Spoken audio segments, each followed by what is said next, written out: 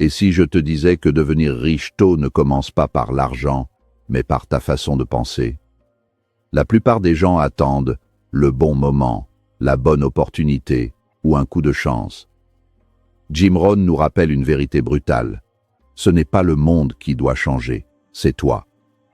Ton mindset façonne tes décisions et tes décisions construisent ta richesse ou ton manque de richesse. Dans ce message, tu vas découvrir pourquoi deux personnes avec les mêmes chances n'obtiennent jamais les mêmes résultats. Reste jusqu'à la fin. La dernière leçon peut littéralement changer ta trajectoire de vie. Leçon 1. Tu attires ce que tu deviens. Le concept selon lequel nous attirons ce que nous devenons est souvent mal interprété comme une sorte de magie mystique, alors qu'il s'agit en réalité de la loi fondamentale de la valeur perçue et réelle. La richesse n'est pas un objet que l'on chasse à travers les bois comme un prédateur poursuit sa proie. Elle est plutôt le sous-produit naturel d'un écosystème que vous avez construit en vous-même. Imaginez que vous êtes un jardinier. Si vous passez tout votre temps à essayer de capturer des papillons avec un filet, vous finirez épuisé et avec des résultats médiocres. Mais si vous consacrez votre énergie à cultiver le plus beau des jardins, les papillons viendront naturellement à vous, et ils y resteront.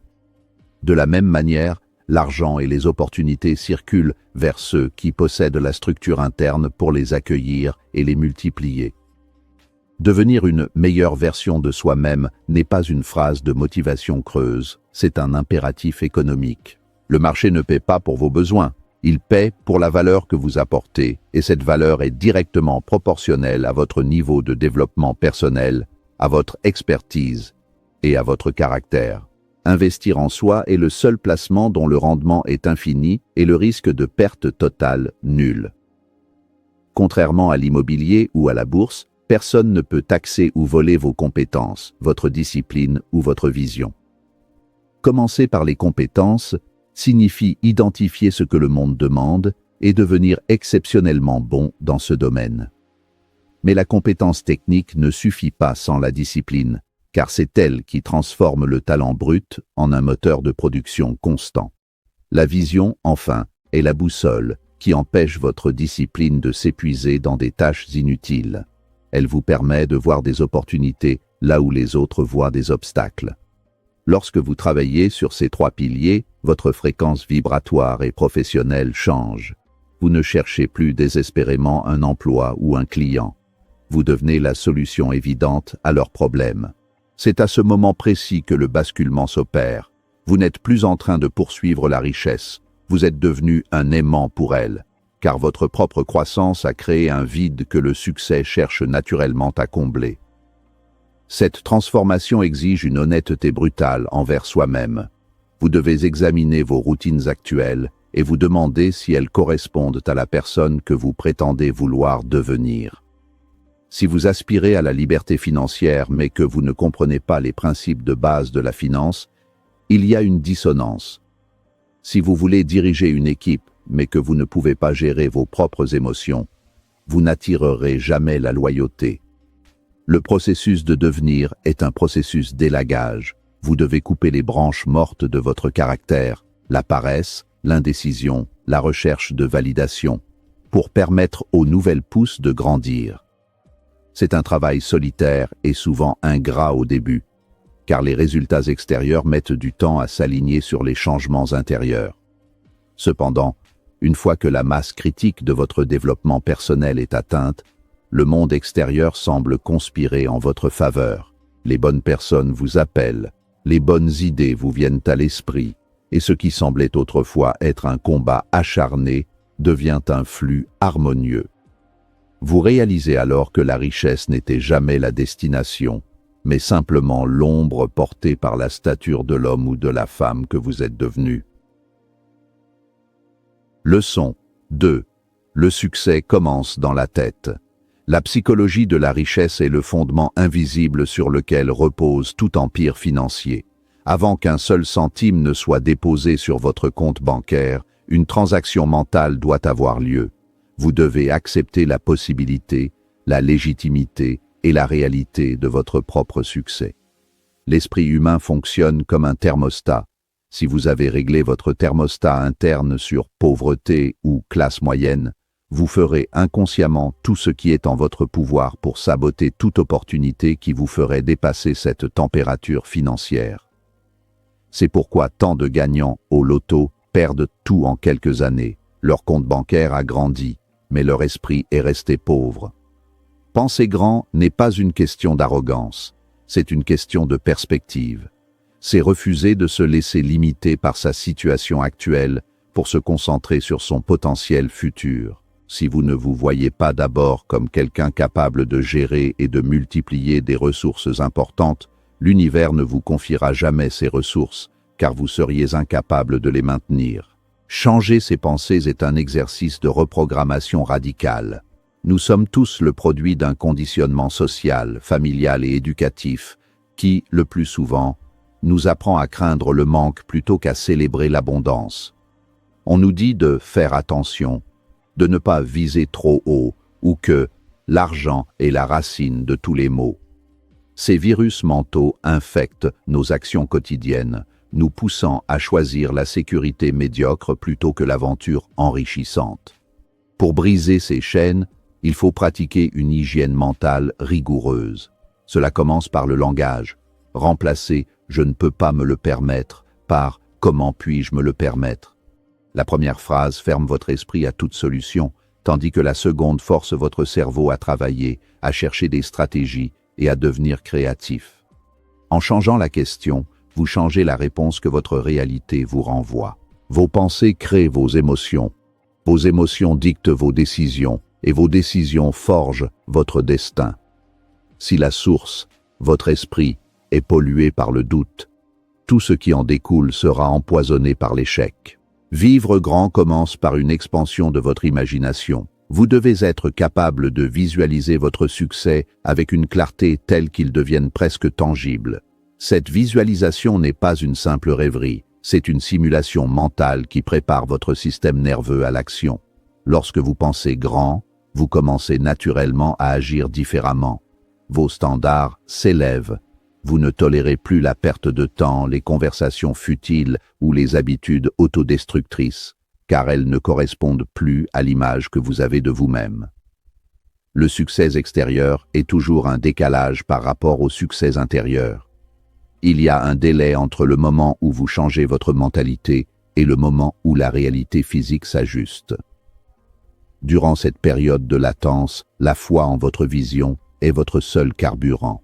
Si vous tenez bon, si vous continuez à nourrir votre esprit de connaissances, de stratégies audacieuses et d'une confiance inébranlable, les circonstances extérieures n'auront d'autre choix que de se plier à la puissance de votre volonté mentale. Le compte bancaire n'est qu'un score qui reflète la qualité de votre jeu intellectuel. Leçon 3. La responsabilité est un super-pouvoir. L'une des vérités les plus libératrices et pourtant les plus difficiles à accepter est que vous êtes le seul et unique architecte de votre vie actuelle. La plupart des gens passent leur existence dans un état de victimisation chronique, cherchant désespérément un coupable extérieur pour expliquer leurs échecs ou leur stagnation. Que ce soit l'économie mondiale, les décisions du gouvernement, les traumatismes de l'enfance ou la simple malchance, ces excuses servent de bouclier contre la douleur de l'échec, mais elles agissent aussi comme des menottes. En blâmant les autres, vous leur donnez le contrôle de votre bonheur et de votre réussite. Si votre problème est la faute du gouvernement, alors vous devez attendre que le gouvernement change pour que votre vie s'améliore. Et c'est une stratégie de survie extrêmement risquée. Prendre 100% de responsabilité signifie reconnaître que, même si vous ne contrôlez pas tout ce qui vous arrive, vous contrôlez à 100% la manière dont vous y réagissez. C'est le passage de l'état de passif à l'état d'acteur. Le jour où vous décidez que personne ne viendra vous sauver est le jour où vous devenez vraiment libre. C'est à ce moment que vous récupérez votre pouvoir. La responsabilité est un super pouvoir car elle transforme chaque obstacle en une opportunité d'apprentissage. Si un projet échoue, la victime se plaint. Le leader responsable se demande « Qu'est-ce que j'ai manqué ? Comment puis-je m'améliorer pour que cela n'arrive plus ?» Cette approche supprime le concept même d'échec pour le remplacer par le concept de feedback. En assumant la responsabilité de votre situation financière, vous cessez d'être un observateur de votre compte bancaire pour en devenir le gestionnaire. Vous ne subissez plus la vie, vous la dirigez. Cela demande un immense courage, car il est beaucoup plus confortable de se plaindre que de se regarder dans le miroir et d'admettre que nos propres choix nous ont menés là où nous sommes. Mais c'est précisément dans cette confrontation avec soi-même que naît la force nécessaire pour bâtir une fortune et une vie qui a du sens. Cette responsabilité s'étend à tous les domaines. Votre santé, vos relations, votre carrière et votre temps. Lorsque vous arrêtez de blâmer la malchance, vous commencez à voir que la chance est souvent le point de rencontre entre la préparation et l'opportunité. Vous commencez à créer votre propre chance en étant plus préparé que quiconque. La responsabilité totale élimine également le ressentiment. Vous ne pouvez plus en vouloir à votre famille de ne pas vous avoir légué de fortune, si vous avez décidé que c'est à vous de créer cette fortune pour les générations suivantes. Vous ne pouvez plus en vouloir à votre employeur de ne pas vous payer assez, si vous reconnaissez que vous avez accepté ce salaire et que vous avez le pouvoir de développer des compétences qui valent 10 fois plus sur le marché. Ce super pouvoir change votre posture physique, votre ton de voix et votre niveau d'énergie. Les gens sont attirés par ceux qui prennent leurs responsabilités, car c'est une qualité rare qui inspire confiance et leadership. En étant le capitaine de votre propre navire, vous découvrirez que les tempêtes n'ont plus le pouvoir de vous couler, car vous avez enfin appris à naviguer. Leçon 4. Les petites habitudes créent de grandes fortunes. La richesse est rarement le résultat d'un coup de chance spectaculaire ou d'une décision unique et géniale. Elle est, dans la grande majorité des cas, l'accumulation silencieuse et invisible de milliers de petites décisions prises jour après jour. Nous vivons dans une culture de l'instantanéité qui nous vend l'illusion du succès du jour au lendemain, mais derrière chaque fortune se cache une structure de discipline quotidienne répétée, avec une régularité presque ennuyeuse. C'est ce qu'on appelle l'effet cumulé. Tout comme les intérêts composés transforment une petite épargne en un capital immense avec le temps, vos habitudes transforment vos efforts quotidiens en une destinée hors du commun. Lire 10 pages d'un livre instructif aujourd'hui ne changera pas votre vie demain, mais le faire chaque jour pendant 5 ans fera de vous un expert mondial dans votre domaine. C'est la constance, et non l'intensité, qui produit les résultats les plus profonds et les plus durables. La discipline de l'apprentissage continu est l'une de ces habitudes fondamentales.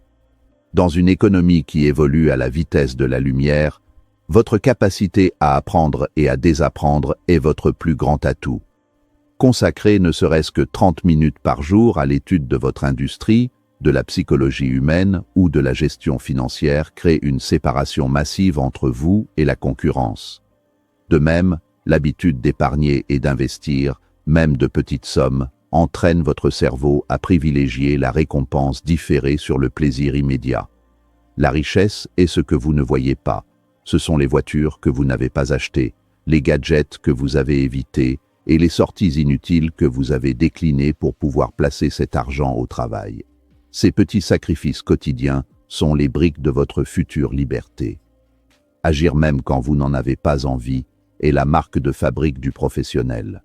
L'amateur attend la motivation, le bâtisseur d'empire s'appuie sur son système d'habitude, car il sait que la motivation est une émotion volatile, alors que la discipline est une structure solide.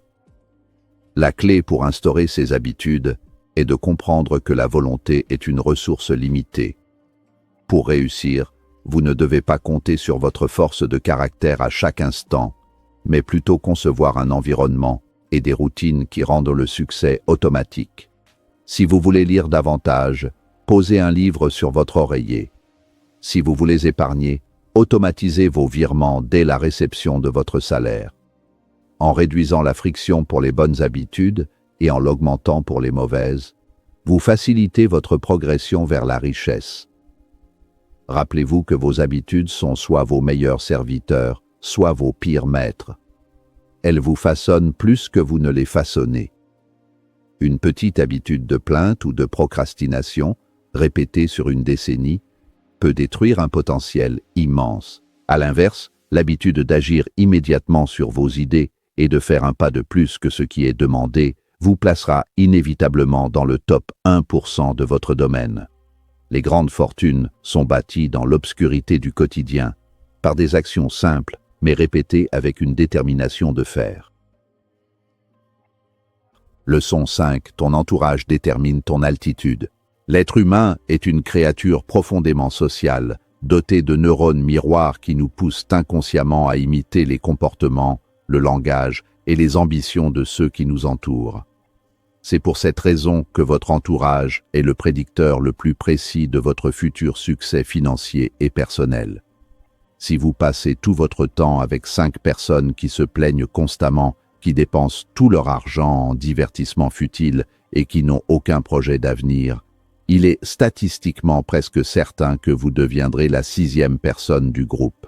Non pas parce que vous êtes faible, mais parce que la pression sociale et la norme du groupe agissent comme une force de gravité qui vous maintient au sol. Pour voler plus haut, vous devez vous entourer de personnes qui ont déjà atteint l'altitude que vous visez, ou qui sont au moins en train de grimper avec la même intensité que vous. Votre entourage doit être votre moteur, pas votre ancre. S'entourer de gens qui pensent grand est un défi pour l'ego. Il est confortable d'être la personne la plus intelligente ou la plus riche de la pièce, mais c'est aussi le signe que vous êtes dans la mauvaise pièce. Pour grandir, vous avez besoin d'être entouré de personnes qui vous font vous sentir un peu inadéquat, non pas par méchanceté, mais par l'éclat de leur propre succès et de leur discipline. Ces personnes élargissent votre champ des possibles. Elles parlent d'idées, de systèmes et d'investissements là où les autres parlent de gens, de drames et de séries télévisées. Une seule conversation avec un mentor ou un père ambitieux peut vous faire économiser des années de tâtonnement en vous offrant une perspective que vous n'auriez jamais pu avoir seul. Il vous tire vers le haut en exigeant de vous une excellence que vous ne vous imposeriez peut-être pas à vous-même. Le confort est l'ennemi de la croissance, et un entourage médiocre vous offrira toujours une épaule pour pleurer, alors qu'un entourage de haut niveau vous offrira un défi pour avancer. Faire le tri dans ces relations est l'une des tâches les plus douloureuses, mais les plus nécessaires sur le chemin de la réussite. Cela ne signifie pas mépriser ceux qui ne partagent pas vos ambitions, mais reconnaître que votre temps et votre énergie sont vos ressources les plus précieuses. Vous devez protéger votre esprit des influences toxiques et des prophètes de malheur.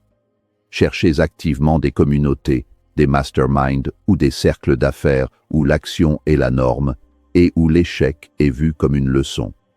Si vous ne trouvez pas ces personnes physiquement autour de vous, cherchez-les dans les livres, les podcasts ou les conférences. À l'ère numérique, vous pouvez choisir vos mentors virtuels. En changeant les voix que vous écoutez chaque jour, vous changerez la structure de vos pensées. Finalement, votre altitude sociale déterminera votre altitude financière. En vous entourant de géants, vous finirez par voir plus loin et par marcher plus vite. Choisissez vos compagnons de route avec la même rigueur qu'un grand chef d'entreprise choisit ses associés, car, d'une certaine manière, c'est exactement ce que vous faites pour l'entreprise la plus importante de votre vie, vous-même. La richesse précoce n'est pas un miracle, c'est une conséquence de ta manière de penser, de parler, d'agir chaque jour. Jim Rohn nous l'enseigne. Travaille plus sur toi que sur ton travail, et ta vie changera plus vite que tu ne l'imagines. Si ce message t'a parlé, commence aujourd'hui, pas demain. Abonne-toi, partage à quelqu'un qui a besoin d'entendre ça et surtout, change ta façon de penser pour changer ta vie.